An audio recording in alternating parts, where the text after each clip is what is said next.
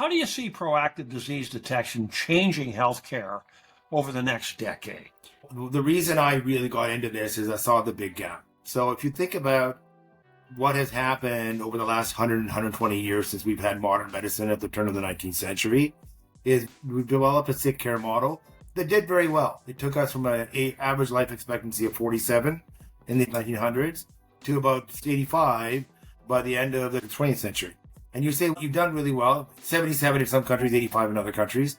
Well, most of the gains we made were curing infectious disease, and with antibiotics, vaccines, and sterile surgery, and sewage systems that were cleaning up the cities. So you didn't have transmission of disease, and you had better infant mortality numbers. People made it to adult and maturity much, much better.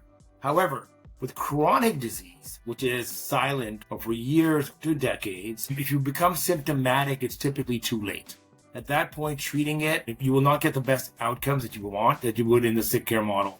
So you need a new healthcare model. You need to be able to detect chronic disease as early as possible to give everybody a fighting chance. And what I mean by chronic disease is cancer, cardiovascular disease, metabolic disease like diabetes, which is affecting more than 50% of people after the age of 50 in North America at this point. It's an incredible number. And of course, the last big one, dementia. So these four categories account for about 85% of all deaths in North America. And they're all chronic disease. They're not infectious disease. Most people don't die of a pneumonia anymore. Most people don't die of a common cold or of the flu anymore because we have a good sick care system. We don't have a good proactive care system for chronic disease. And that's where Regeneron really comes in.